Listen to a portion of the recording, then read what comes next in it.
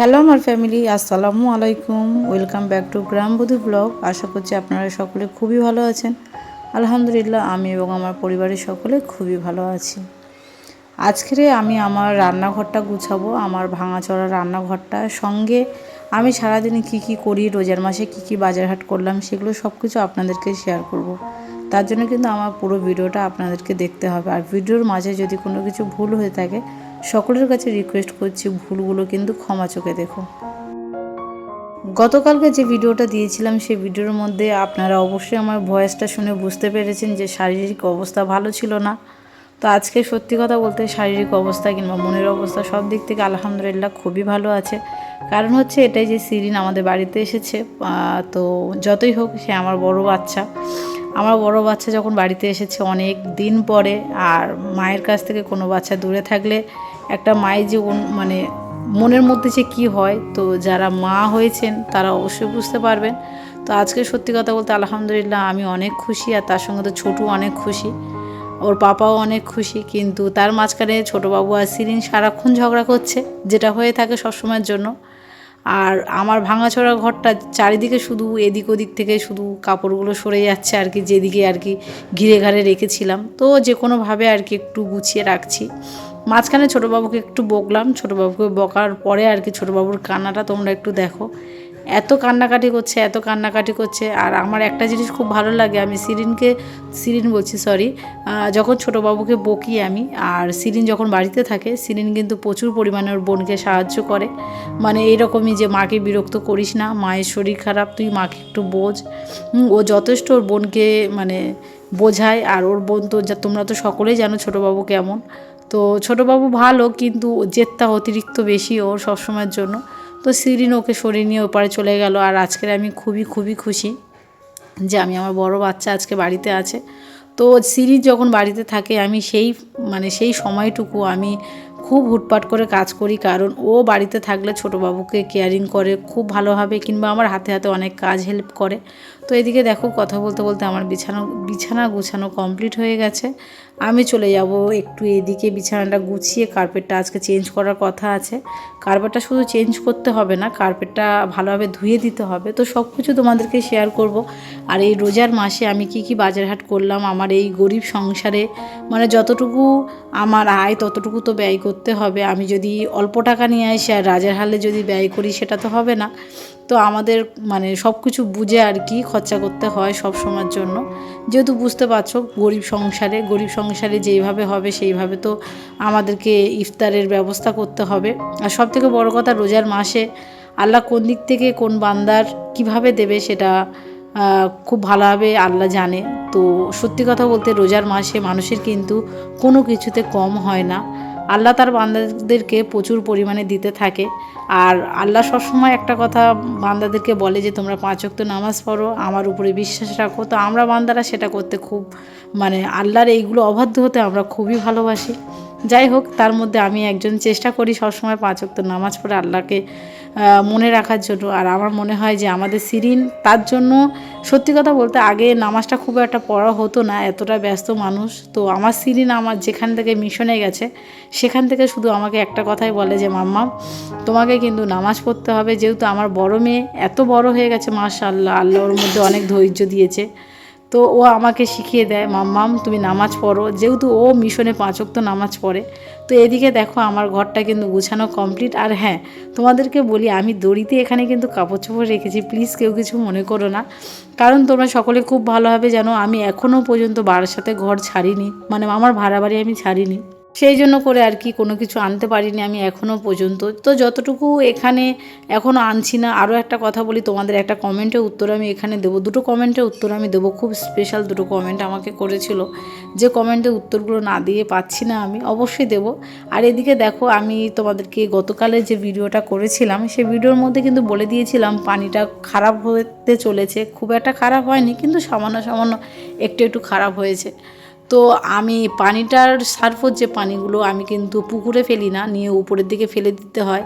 এগুলো হাত দিয়ে ভালোভাবে নিংড়ে আর কি আমি সার্ফর পানিটা ওটার মধ্যে আলাদা মানে যেগুলো কার্পেট তারপরে মাদুর এগুলো ধুয়ে নেব, সেই জন্য করে ওইগুলো একটু হাত দিয়ে ভালোভাবে উগড়ে পাশে রেখে দেবো।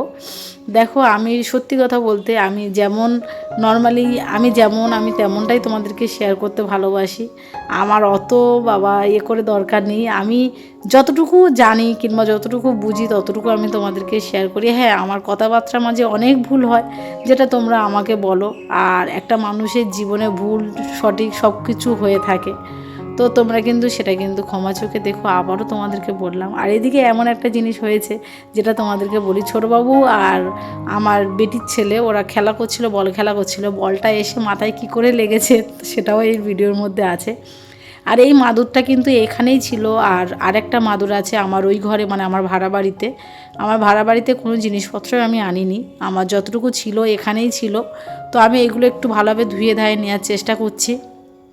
আর যেহেতু সিরিন ছোটোবাবুকে নিয়ে ওপারে আছে, হাবিব আর আমার বেটির ছেলেটা সঙ্গে আছে, ওরা তিনজনে মিলে ওদিকে খেলা করছে। আর আমি এদিকে দেখো মাদুরটা, সত্যি কথা বলতে কলের থেকেও পুকুরে কিন্তু খুব ভালোভাবে ধোয়াধুয়ি হয়। তো আমার এটা প্রথম থেকেই ভালো লাগতো, পুকুরে কাপড় চোপড় ধোয়া তারপরে বাসন থালা মাজা এগুলো মনে হয় খুব তাড়াতাড়ি হয়ে যায়। যেমন দেখো পুকুরে আমি ধুতে গেলে আমার কিন্তু খুব তাড়াতাড়ি হয়ে যায় বলে আমি পুকুরটা সত্যি আমার খুব পছন্দ। আজকের হ্যাঁ হয়তো পানির প্রবলেম আমার হচ্ছে, তবে আমার মনে হয় মানুষ সারা জীবন কষ্টের মধ্যে থাকে না, আল্লাহ ঠিক একদিন না একদিন তার সুখের ব্যবস্থা অবশ্যই আছে। তো সেই দিনের অপেক্ষা করছি, আর তোমাদের দোয়া তোমাদের ভালোবাসা নিয়ে আমি এইভাবে এগিয়ে যাচ্ছি। আরও একটা কথা তোমাদেরকে বলি, কালকে কিন্তু কোনো ভিডিও আসবে না, কারণ কালকে আমি একটু ব্যস্ত থাকবো। আর রোজার সময় বুঝতে তো পারছো, আর একবার দোকান চালানো তারপরে ছোটোবাবুকে স্কুলে নিয়ে যাওয়া নিয়ে আসা করছে, এইগুলো করতে করতে আমার দিন পার হয়ে যাচ্ছে। আর ডাক্তার কিন্তু আমাকে বারবার বলে দিয়েছে ভারী জিনিস চাগাবে না, তারপরেও আমার কিছু করার নেই। হ্যাঁ, আমার তো এই ভারী জিনিসগুলো চাগাতেই হবে, না ধুলে না পরিষ্কার পরিচ্ছন্ন থাকলে হবে। রোজার মাস বলে কথা, একটু পরিষ্কার পরিচ্ছন্ন তো থাকতেই হবে। আর তোমরা সকলেই খুব ভালোভাবে জানো যে আমি পরিষ্কার পরিচ্ছন্ন থাকতে অনেকটা পছন্দ করি। তো যতটুকু পছন্দ করি না সব কিছু তোমাদেরকে শেয়ার করি, কারণ তোমরা হচ্ছে আমার ফ্যামিলি মেম্বার। আমার সুখ দুঃখ কষ্ট সব কিছু তোমাদেরকে আমি শেয়ার করি, তো এগুলো কেন শেয়ার করব না। এটা ধোয়ার পরে আমি চাগাতে গিয়ে যা অবস্থা হয়েছিল আমাদেরকে আর কি বলবো আমি। আর এদিকে দেখো যে কথাটা আমি তোমাদেরকে বলেছিলাম যে আমি সব থেকে মানে যে গেঁজা পানিটা আর কি পুকুরে কম ফেলছি, কারণ হচ্ছে এটাই যে দেখো বেটি কিন্তু কখনো আমাকে বারণ করেনি, তারপরেও নিজের একটা মানে কেমন একটা খারাপ লাগে বলো। তো সব দিক থেকে ভেবে আমি আগে কিন্তু নিংড়ে সার্ফ পানিগুলো বাইরে ফেলে দিয়েছিলাম, তারপরে কিন্তু বাকিটা নিয়ে মানে বাসন থালা মাজছিলাম। আর এইদিকে আমার মেয়ে খেলা করছিল, আর বলটা এসে কেমন করে মাথায় লাগে সেটা আমি তোমাদেরকে আগেও বললাম। ওটা আমি কিন্তু স্লো করে দিয়েছিলাম যাতে তোমাদের দেখতে সুবিধা হয়। আমার নিজের লেগেছে, আমি কিন্তু তারপরেও ভাবছিলাম যে এত জোরে এসে কি লাগলো, তারপরে বুঝতে পারলাম যে ওরা খেলা করছিল, সেই মানে বলটা এসে আমার মাথায় লেগেছে। তো যাই হোক, ছোটো আমাকে বললো তুলে দিতে, আমি সেটা তুলে দিয়েছিলাম। আর এদিকে কাপড় চোপড়গুলো ভালোভাবে পরিষ্কার পরিচ্ছন্ন করে আজকের আমি যে কোথায় আমার কাপড়গুলো মেলে দিই সেগুলো তোমাদেরকে শেয়ার করব। হ্যাঁ, আমি আগে যেখানে কাপড় মেলে দিতাম সে জায়গাটা আর নেই বললেই চলে। তো নেই বললে চলে, মানে সেখানে ইট রাখা আছে। এই যে দেখো বলটা এসে টুম করে মাথায় লাগলো, লেগে পুকুরে পড়ে গেল। আমি তো এটা দেখে মানে আমি যখন এডিট করছি তখনও আমার অনেক হাসি পাচ্ছিল, আর যখন লেগেছিলো তখন তো হঠাৎ করে এসে লেগেছিলো, তো অতটা বুঝতে পারিনি। যখন এডিট করছিলাম বেশ ভালো লাগছিল, তো সেটাও তোমাদেরকে আমি শেয়ার করলাম। আর এদিকে দাদাভাই কমেন্ট করেছে রোজার শেষে আবার চলে যাবে কি বাসায়?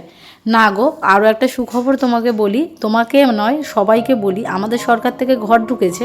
তো রোজার জন্য তো অ্যাকচুয়ালি এখানে আসা সবথেকে ইম্পর্টেন্ট জিনিস, যে গ্রামের বাড়িতে আসা। রোজার পরে যেহেতু সরকার থেকে ঘর ঢুকেছে, তো ঘরটা করব, মিস্ত্রিদের খাওয়ান দাওয়ানোর একটা ব্যাপার আছে। তো যখন একটা ঘর হয়, আমার তো তোমরা সকলেই জানো যে আমার ওখানে কেউ নেই, যাই কিছু করতে হয় না কেন আমাকে একাই করতে হয়। আর তোমাদের দাদাভাই ব্যস্ত থাকে তার কাজের জন্য।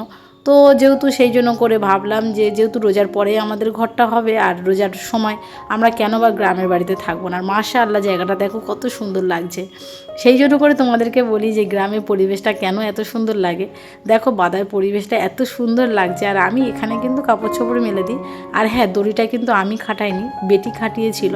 তো এখানে আমি কাপড় চোপড় মেলে দিয়ে এত সুন্দর লাগছিল, সেটা কেন বা তোমাদেরকে শেয়ার করবো না।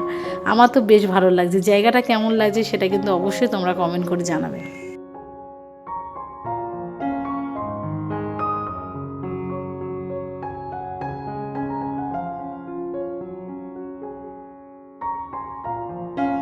আর এদিকে দেখো কাপড় চোপড় মেলে দেওয়া কমপ্লিট হয়ে গেছে, আমি চলে এসেছি বাড়িতে। আর একটা পেঁপে গাছ বসিয়ে মানে পেঁপে কিনেছিলাম বাড়ির জন্য, আর সেই পেঁপে গাছের পেঁপের দানাগুলো নিয়ে আর কি রোদে দেবো বলে শুকানোর জন্য একটা পাত্রের মধ্যে ঢেলে নিলাম। আরও একটা কথা তোমাদেরকে বলি আমি, কারণ হচ্ছে এটা, পেঁপের দানাগুলো দেখলে জানি না কেন এত ভয় লাগে আমার। কারণ হচ্ছে এটাই যে পেঁপের দানা মানে আমি যেখানে পেঁপে গাছ লাগিয়েছি সেই জায়গা থেকে আমাকে চলে আসতে হয়েছে। এক সময় দোলখালিতে যখন আমি পেঁপে গাছ লাগিয়েছিলাম ঠিক সেই সময় আমার দুটো পেঁপে গাছে এতই পেঁপে হয়েছে, সেই পেঁপেগুলো খাওয়ার সময় আমি ওখান থেকে চলে এসেছিলাম বারাসাতে বাড়িতে। আবার যেখানে আমি ভাড়া ছিলাম ফার্স্ট, তোমরা আগে যে ভিডিওগুলো দেখেছিলে, ওখানে ওই রকমই পেঁপে গাছ লাগিয়েছিলাম, দুটো পেঁপে গাছ হয়েছিল।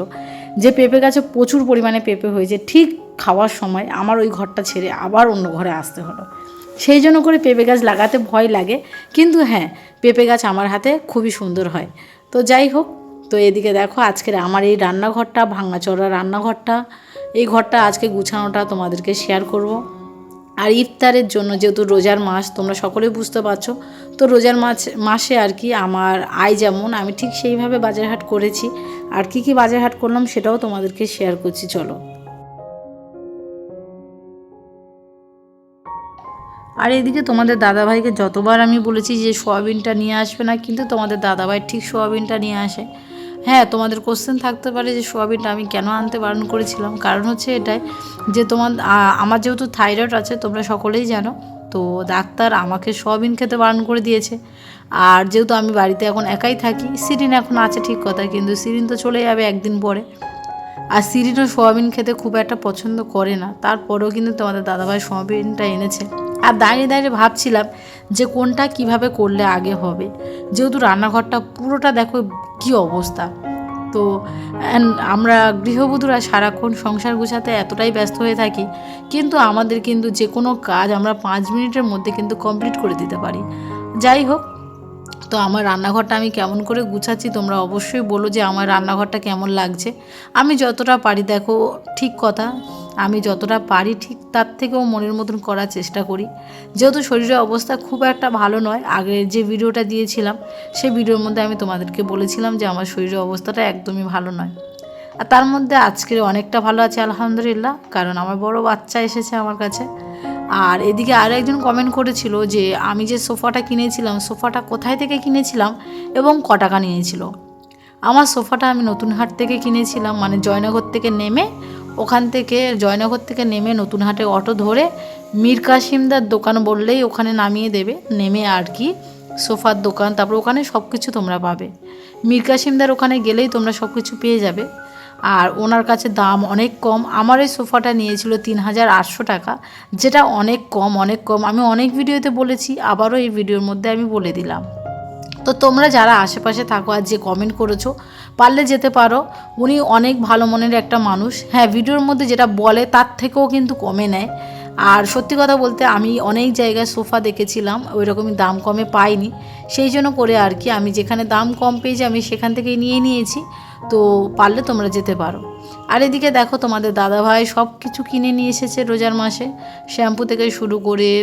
আর সব থেকে বড়ো কথা, আমি আগে না একদম জন খেতে পারতাম না, আর ইদানিং রোজার সময় যেহেতু গলব্লাডার অপারেশন রুগী আমি, তো গ্যাস হয় খালি পেটে থাকার জন্য।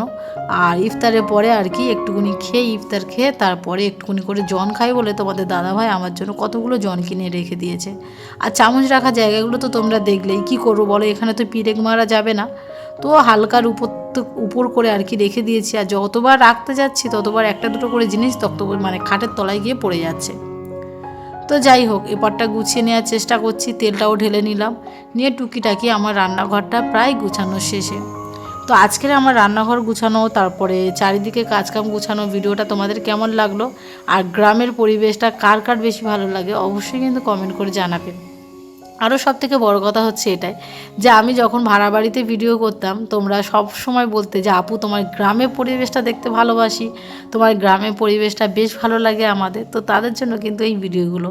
আর তোমরা যে এত এত ভালোবাসা দেবে, সত্যি তোমরা গ্রামের পরিবেশটা খুবই পছন্দ করো আর আমিও পছন্দ করি। তোমাদের পছন্দের সঙ্গে আমার পছন্দ বেশ ভালো মিল খেয়ে যাচ্ছে। তো তার জন্য সকলকে অনেক ধন্যবাদ।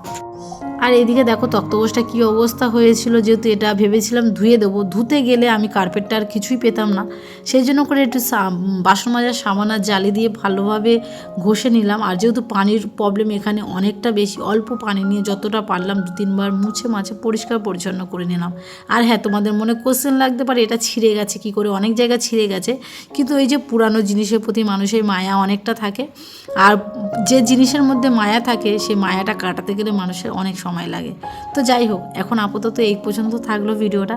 আর আমার এই ভিডিওটা কেমন লেগেছে অবশ্যই কিন্তু কমেন্ট করে জানাবে। আর আমার ভিডিওর মধ্যে যদি কোনো ভুল হয়ে থাকে সকলের কাছে রিকোয়েস্ট করছি ভুলগুলো কিন্তু ক্ষমা করে দিও। আর আমার এই ভিডিওটা কমপ্লিটভাবে দেখার জন্য সকলকে অনেক ধন্যবাদ। সবাই সুস্থ থাকবেন, ভালো থাকবেন, আর আমাদের জন্য দোয়া করবেন সকলে। খুদা হাফিজ।